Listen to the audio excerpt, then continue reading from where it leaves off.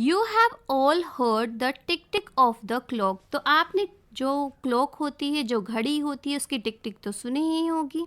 Have you seen a doctor using a stethoscope to listen to our chest. तो क्या कभी आपने किसी डॉक्टर को देखा है कि उनके पास एक इंस्ट्रूमेंट होता है जिसको हम बोलते हैं स्टेटोस्कोप, और वो क्या करते हैं, उस स्टेटोस्कोप को हमारे चेस्ट पर रखते हैं और उसे अपने कान से कनेक्ट कर देते हैं और वो कुछ सुनते हैं। Would do you think she hairs. अब आपको क्या लगता है कि वो क्या सुनते हैं? Where is the sound coming from. और वो साउंड जो है, वो जो सुन रहे हैं, वो कहाँ से आ रही है? Is there a clock inside your chest that keeps ticking away. तो क्या आपकी चेस्ट के अंदर कोई क्लॉक लगी है, कोई घड़ी है जो हमेशा टिक टिक करती रहती है? Do you want to listen to your chest heart beat. तो क्या आप अपनी हार्ट बीट को जो है वो एक्चुअल में सुनना चाहते हो? So let's find out. तो अगर वी आर टॉकिंग अबाउट कि आपने जो टिक टिक की आवाज़ सुनी है, तो क्या आपके चेस्ट में कोई वॉच है? So yes, I have seen a doctor using a stethoscope. कि हाँ, मैंने देखा है काफ़ी डॉक्टर्स जो है वो स्टेटोस्कोप का यूज़ करते हैं। क्या करने के लिए? हमारी चेस्ट पर लगाते हैं टू लिसन समथिंग। अब वो क्या होता है एक्चुअल में? She hears the heart beat. वो हमारी हार्ट बीट, हमारी जो धड़कन होती है, धक धक जो हमारे दिल की धड़कन होती है, वो उसको सुनती है। The sound of the heart beat comes from the heart. अब वो जो साउंड है हार्ट बीट की, वो कहाँ से आ रही है? वो हमारे दिल से आ रही है, हमारे हार्ट से आ रही है। While it pump blood to the other part of the body. और जो हमारा हार्ट होता है वो क्या करता है? वो जो ब्लड होता है हमारी बॉडी के अंदर, वो उसको पंप करता है और सारे ही जितने भी ऑर्गन्स हैं हमारी बॉडी के अंदर, वो वहाँ तक उन्हें उस ब्लड को पहुँचाता है।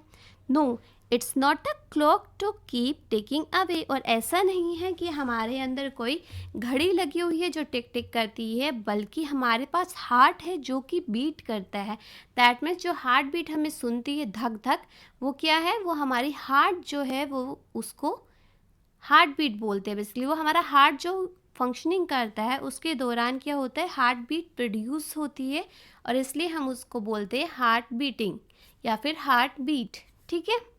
Now do you want to listen to your heart beat. अब क्या आप अपनी हार्ट बीट सुनना चाहते हो? तो फॉर दैट पर्पस आप क्या करोगे? आप एक लंबा सा रबर ट्यूब लीजिए, जितना कि आपके बेसिकली चेस्ट से लेकर आपके कान तक आ जाए, और उसके बाद आप उसके एक एंड पर, मतलब जो आपने रबर ट्यूब लिया उसके एक साइड में आप एक फ़नल को यहाँ पर चिपका दीजिए। आपने यहाँ पर फिक्स कर दिया एक फ़नल। उसके बाद ये आप अपने चेस्ट पे रखिए, और दूसरा जो सिरा है, मतलब दूसरा जो साइड है, वो आप अपने कान के पास रखिए। और अब आप सुनिए बहुत ही आराम से, carefully just try to listen that particular sound. कि आपको कुछ सुनाई दे रहा है? क्या आपको धक धक की साउंड सुनाई दे रही है? So yes, I heard the sound. कि हाँ, मुझे धक धक की साउंड सुनाई दे रही है। सो आप ये ट्राई कर सकते हो at your home as well. Now snake tell the flow of air.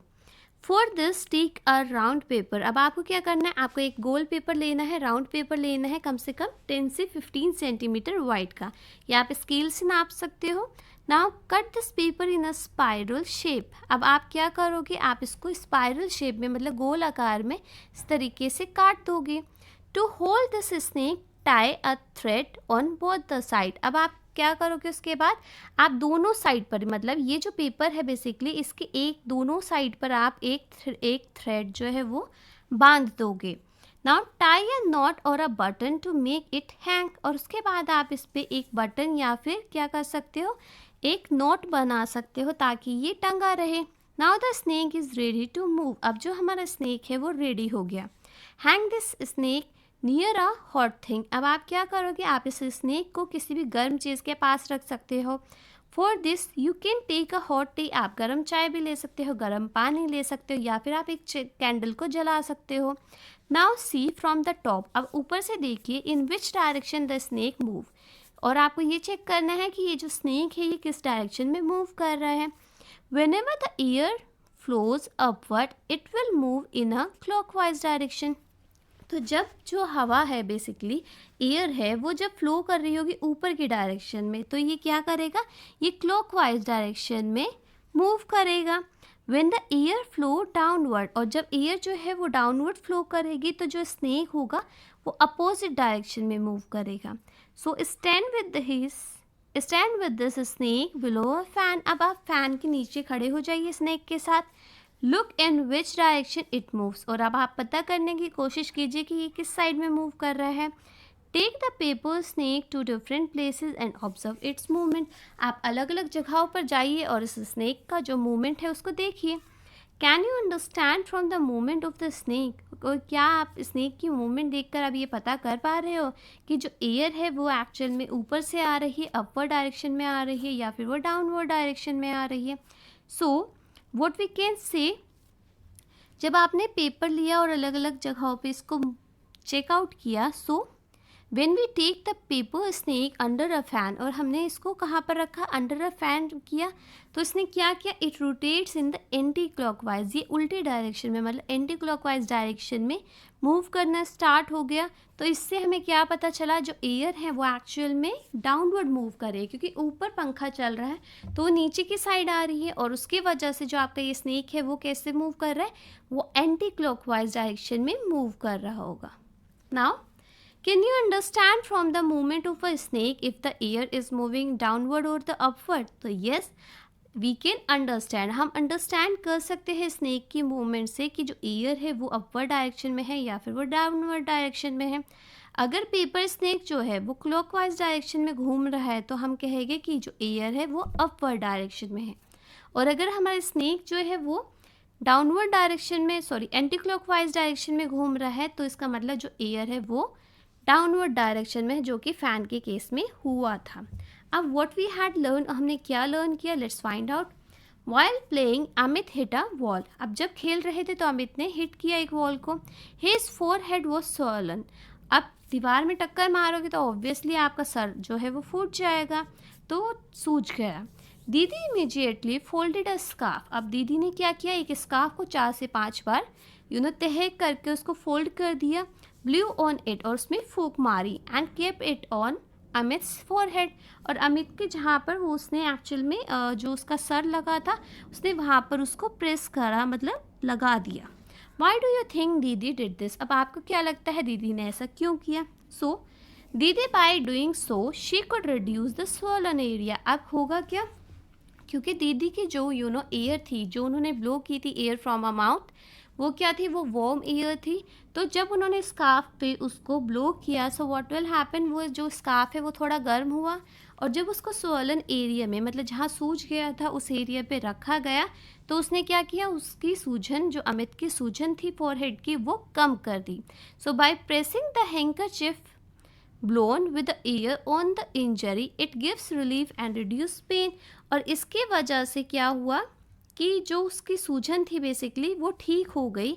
और for that purpose what we can say कि जो अमित था उसको क्या हुआ, उसको जो प्रॉब्लम थी, उसको जो उसके सर में दर्द था बेसिकली वो ठीक हो गया, बिकॉज उसका जो सर लगा था जहाँ पर सूजन आई थी वो अब ठीक हो रहा है.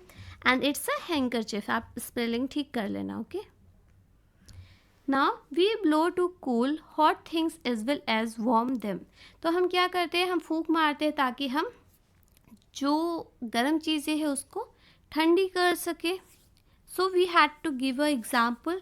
टू कूल हॉट थिंग, अगर हमें ठंडा करना है गर्म चीज़ों को, जैसे कि गर्म चाय हो गई, bowl of a hot food हो गया, कोई भी सूप हो गया, तो कोई भी जो गर्म चीज़ है तो हम क्या करते हैं, हम ब्लू करते हैं एयर फ्रॉम आवर माउथ ताकि वो चीज़ जो है वो ठंडी हो जाए, कूल डाउन हो जाए. So things which are colder like a piece of a cloth hand can be warm up by a blowing air. So what we can say, देखो अगर कोई चीज़ गर्म है तो आप फूंक मार के उसको ठंडा कर सकते हो. और अगर बहुत चीज़ ठंडी है, जैसे कि ठंड में हमारे हाथ पैर हो जाते हैं, बहुत ज़्यादा ठंडे हो जाते हैं, तो वहाँ पर आप ब्लोइंग एयर से उसको गर्म भी कर सकते हो. तो यहाँ पर एग्जाम्पल्स वर गिवन. जैसे पीस ऑफ अ क्लॉथ को आप वार्म कर सकते हो अपने हवा से, मुँह की हवा से. और जो आपके हैंड्स फ्रोज़न हो जाते हैं ठंड के टाइम पे, आप उसको भी वार्म कर सकते हो. और आप ठंडा किससे कर सकते हो, आप जो भी गर्म चीज़ होती है, चाहे वो हॉट फूड हो, आपका हॉट टी हो, कॉफ़ी हो, सूप हो, कोई भी गर्म चीज़ जो है आप उसको ब्लो कर सकते हो फ्रॉम योर माउथ और उससे वो ठंडा हो जाता है. So now our chapter is completed. Thank you for watching, have a nice day. और अगर अभी तक आपने हमारे चैनल वेदांत क्लासेस को सब्सक्राइब नहीं किया है then please do subscribe our channel.